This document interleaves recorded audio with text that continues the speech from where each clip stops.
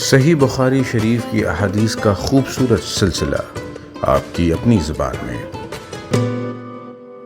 ہرقل شاہ روم نے قریش کے قافلے میں ایک آدمی بلانے کو بھیجا، اور اس وقت یہ لوگ تجارت کے لیے ملک شام گئے ہوئے تھے، اور یہ وہ زمانہ تھا جب رسول اللہ صلی اللہ علیہ وسلم نے قریش اور ابو سفیان سے ایک وقتی عہد کیا ہوا تھا۔ جب ابو سفیان اور دوسرے لوگ ہرقل کے پاس ایلیا پہنچے جہاں ہرقل نے دربار طلب کیا تھا، اس کے گرد روم کے بڑے بڑے لوگ، علماء، وزراء و امراء بیٹھے ہوئے تھے۔ ہرقل نے ان کو اور اپنے ترجمان کو بلوایا، پھر ان سے پوچھا کہ تم میں سے کون شخص مدعی رسالت کا زیادہ قریبی عزیز ہے؟ ابو سفیان کہتے ہیں کہ میں بول اٹھا کہ میں اس کا سب سے زیادہ قریبی رشتہ دار ہوں۔ یہ سن کر ہرقل نے حکم دیا کہ اس ابو سفیان کو میرے قریب لا کر بٹھاؤ اور اس کے ساتھیوں کو اس کی پیٹھ کے پیچھے بٹھا دو۔ پھر اپنے ترجمان سے کہا کہ ان لوگوں سے کہہ دو کہ میں ابو سفیان سے اس شخص یعنی محمد صلی اللہ علیہ وسلم کے حالات پوچھتا ہوں۔ اگر یہ مجھ سے کسی بات میں جھوٹ بول دے تو تم اس کا جھوٹ ظاہر کر دینا۔ ابو سفیان کا قول ہے کہ خدا کی قسم، اگر مجھے یہ غیرت نہ آتی کہ یہ لوگ مجھ کو جھٹلائیں گے تو میں آپ صلی اللہ علیہ وسلم کی نسبت ضرور غلط گوئی سے کام لیتا۔ خیر، پہلی بات جو ہرقل نے مجھ سے پوچھی وہ یہ کہ اس شخص کا خاندان تم لوگوں میں کیسا ہے؟ میں نے کہا وہ تو بڑے اونچے عالی نسب والے ہیں۔ کہنے لگا اس سے پہلے بھی کسی نے تم لوگوں میں ایسی بات کہی تھی؟ میں نے کہا نہیں۔ کہنے لگا اچھا اس کے بڑوں میں کوئی بادشاہ ہوا ہے؟ میں نے کہا نہیں۔ پھر اس نے کہا بڑے لوگوں نے اس کی پیروی اختیار کی ہے یا کمزوروں نے؟ میں نے کہا نہیں، کمزوروں نے۔ پھر کہنے لگا اس کے تابع دار روز بڑھتے جاتے ہیں یا کوئی ساتھی پھر بھی جاتا ہے؟ میں نے کہا نہیں۔ کہنے لگا کیا اپنے اس دعوی نبوت سے پہلے کبھی کسی بھی موقع پر اس نے جھوٹ بولا ہے؟ میں نے کہا نہیں۔ اور اب ہماری اس سے صلح کی ایک مقررہ مدت ٹھہری ہوئی ہے، معلوم نہیں وہ اس میں کیا کرنے والا ہے۔ ابو سفیان کہتے ہیں میں اس بات کے سوا اور کوئی جھوٹ اس گفتگو میں شامل نہ کر سکا۔ ہرقل نے کہا کیا تمہاری اس سے کبھی لڑائی بھی ہوئی ہے؟ ہم نے کہا کہ ہاں۔ بولا پھر تمہاری اور اس کی جنگ کا کیا حال ہوتا ہے؟ میں نے کہا لڑائی ڈول کی طرح ہے، کبھی وہ ہم سے میدان جنگ جیت لیتے ہیں اور کبھی ہم ان سے جیت لیتے ہیں۔ ہرقل نے پوچھا وہ تمہیں کس بات کا حکم دیتا ہے؟ میں نے کہا وہ کہتا ہے کہ صرف ایک اللہ ہی کی عبادت کرو، اس کا کسی کو شریک نہ بناؤ، اور اپنے باپ دادا کی شرک کی باتیں چھوڑ دو، اور ہمیں نماز پڑھنے، سچ بولنے، پرہیزگاری اور صلہ رحمی کا حکم دیتا ہے۔ یہ سب سن کر پھر ہرقل نے اپنے ترجمان سے کہا کہ ابو سفیان سے کہہ دے کہ میں نے تم سے اس کا نسب پوچھا تو تم نے کہا کہ وہ ہم سے عالی نسب ہے، اور پیغمبر اپنی قوم میں عالی نسب ہی بھیجے جایا کرتے ہیں۔ میں نے تم سے پوچھا کہ دعوی نبوت کی یہ بات تمہارے اندر اس سے پہلے کسی اور نے بھی کہی تھی تو تم نے جواب دیا کہ نہیں۔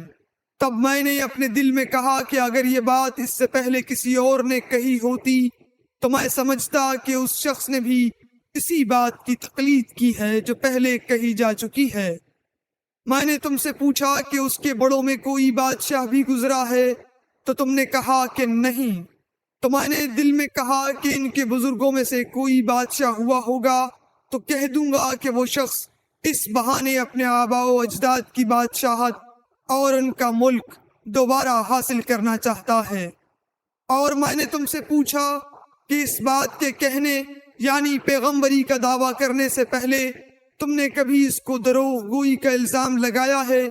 تم نے کہا کہ نہیں۔ تو میں نے سمجھ لیا کہ جو شخص آدمیوں کے ساتھ دروغ گوئی سے بچے وہ اللہ کے بارے میں کیسے جھوٹی بات کہہ سکتا ہے۔ اور میں نے تم سے پوچھا کہ بڑے لوگ اس کے پیرو ہوتے ہیں یا کمزور آدمی؟ تم نے کہا کمزوروں نے اس کی اتباع کی ہے۔ تو دراصل یہی لوگ پیغمبروں کے متبعین ہوتے ہیں۔ اور میں نے تم سے پوچھا کہ اس کے ساتھی بڑھ رہے ہیں یا کم ہو رہے ہیں؟ تم نے کہا کہ وہ بڑھ رہے ہیں، اور ایمان کی کیفیت یہی ہوتی ہے حتیٰ کہ وہ کامل ہو جاتا ہے۔ اور میں نے تم سے پوچھا کہ آیا کوئی شخص اس کے دین سے ناخوش ہو کر مرتد بھی ہو جاتا ہے؟ تم نے کہا نہیں۔ تو ایمان کی خاصیت بھی یہی ہے، جن کے دلوں میں اس کی مسرت رچ بس جائے وہ اس سے لوٹا نہیں کرتے۔ اور میں نے تم سے پوچھا کہ آیا وہ کبھی عہد شکنی کرتے ہیں؟ تم نے کہا نہیں۔ پیغمبروں کا یہی حال ہوتا ہے، وہ عہد کی خلاف ورزی نہیں کرتے۔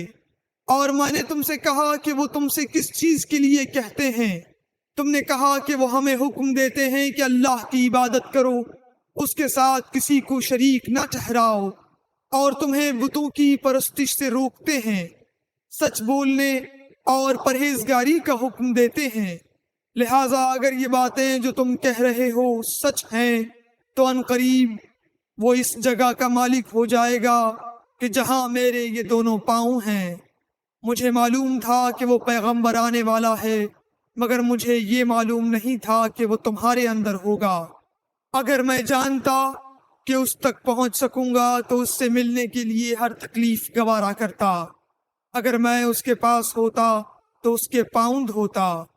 ہرقل نے رسول اللہ صلی اللہ علیہ وسلم کا وہ خط منگایا جو آپ نے وحیہ کلبی رضی اللہ تعالیٰ عنہ کے ذریعے حاکم بصرہ کے پاس بھیجا تھا، اور اس نے وہ ہرقل کے پاس بھیج دیا تھا۔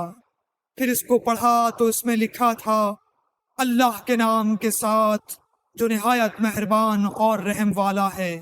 اللہ کے بندے اور اس کے پیغمبر محمد صلی اللہ علیہ وسلم کی طرف سے یہ خط ہے شاہ روم کے لیے۔ اس شخص پر سلام ہو جو ہدایت کی پیروی کرے۔ اس کے بعد میں آپ کے سامنے دعوت اسلام پیش کرتا ہوں۔ اگر آپ اسلام لے آئیں گے تو دین و دنیا میں سلامتی نصیب ہوگی، اللہ آپ کو دوہرا ثواب دے گا۔ اور اگر آپ میری دعوت سے روگردانی کریں گے تو آپ کی رعایا کا گناہ بھی آپ ہی پر ہوگا۔ اور اے اہل کتاب، ایک ایسی بات پر آ جاؤ جو ہمارے اور تمہارے درمیان یکساں ہے، وہ یہ کہ ہم اللہ کے سوا کسی کی عبادت نہ کریں اور کسی کو اس کا شریک نہ ٹھہرائیں، اور نہ ہم میں سے کوئی کسی کو خدا کے سوا اپنا رب بنائے۔ پھر اگر وہ اہل کتاب اس کتاب سے منہ پھیر لیں تو مسلمانوں، تم ان سے کہہ دو کہ تم مانو یا نہ مانو، ہم ایک خدا کے اطاعت گزار ہیں۔ ابو سفیان کہتے ہیں، جب ہرقل نے جو کچھ کہنا تھا کہہ دیا اور خط پڑھ کر فارغ ہوا تو اس کے ارد گرد بہت شور و غوغا ہوا، بہت سی آوازیں اٹھیں اور ہمیں باہر نکال دیا گیا۔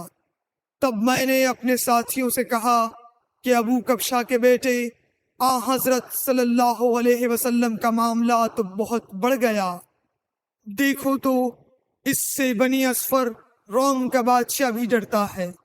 مجھے اس وقت سے اس بات کا یقین ہو گیا کہ حضور صلی اللہ علیہ وسلم ان قریب غالب ہو کر رہیں گے، حتیٰ کہ اللہ نے مجھے مسلمان کر دیا۔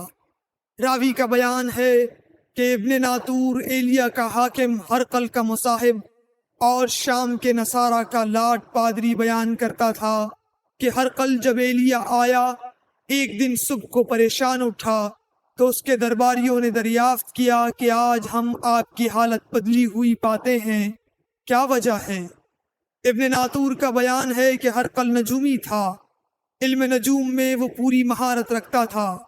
اس نے اپنے ہم نشینوں کو بتایا کہ میں نے آج رات ستاروں پر نظر ڈالی تو دیکھا کہ ختنہ کرنے والوں کا بادشاہ ہمارے ملک پر غالب آ گیا ہے۔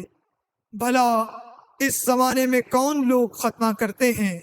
انہوں نے کہا کہ یہود کے سوا کوئی ختنہ نہیں کرتا، سو ان کی وجہ سے پریشان نہ ہوں۔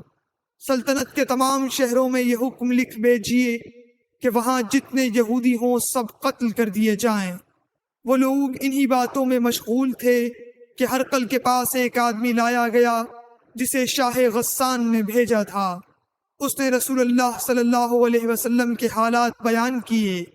جب ہرقل نے سارے حالات سن لیے تو کہا کہ جا کر دیکھو وہ ختنہ کیے ہوئے ہے یا نہیں۔ انہوں نے اسے دیکھا تو بتلایا کہ وہ ختنہ کیا ہوا ہے۔ ہرقل نے جب اس شخص سے عرب کے بارے میں پوچھا تو اس نے بتلایا کہ وہ ختنہ کرتے ہیں۔ تب ہرقل نے کہا کہ یہی محمد صلی اللہ علیہ وسلم اس امت کے بادشاہ ہیں جو پیدا ہو چکے ہیں۔ پھر اس نے اپنے ایک دوست کو رومیہ خط لکھا اور وہ بھی علم نجوم میں ہرقل کی طرح ماہر تھا۔ پھر وہاں سے ہرقل حمص چلا گیا۔ ابھی حمص سے نکلا نہیں تھا کہ اس کے دوست کا خط اس کے جواب میں آ گیا۔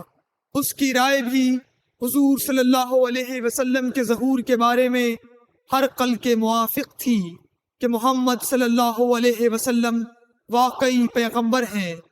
اس کے بعد ہرقل نے روم کے بڑے آدمیوں کو اپنے حمص کے محل میں طلب کیا اور اس کے حکم سے محل کے دروازے بند کر لیے گئے۔ پھر وہ اپنے خاص محل سے باہر آیا اور کہا، اے روم والو، کیا ہدایت اور کامیابی میں کچھ حصہ تمہارے لیے بھی ہے؟ اگر تم اپنی سلطنت کی بقا چاہتے ہو تو پھر اس نبی صلی اللہ علیہ وسلم کی بیعت کر لو اور مسلمان ہو جاؤ۔ یہ سننا تھا کہ پھر لوگ وحشی گدھوں کی طرح دروازوں کی طرف دوڑے مگر انہیں بند پایا۔ آخر جب ہرقل نے اس بات سے ان کی یہ نفرت دیکھی اور ان کے ایمان لانے سے مایوس ہو گیا تو کہنے لگا کہ ان لوگوں کو میرے پاس لاؤ۔ جب وہ دوبارہ آئے تو اس نے کہا، میں نے جو بات کہی تھی اس سے تمہاری دینی پختگی کی آزمائش مقصود تھی، سو وہ میں نے دیکھ لی۔ تب یہ بات سن کر وہ سب کے سب اس کے سامنے سجدے میں گر پڑے اور اس سے خوش ہو گئے۔ بالآخر ہرقل کی آخری حالت یہی رہی۔ صحیح بخاری حدیث نمبر 7۔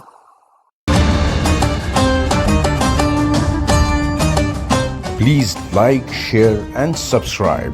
خدا کا فرمان صحیح بخاری یوٹیوب چینل۔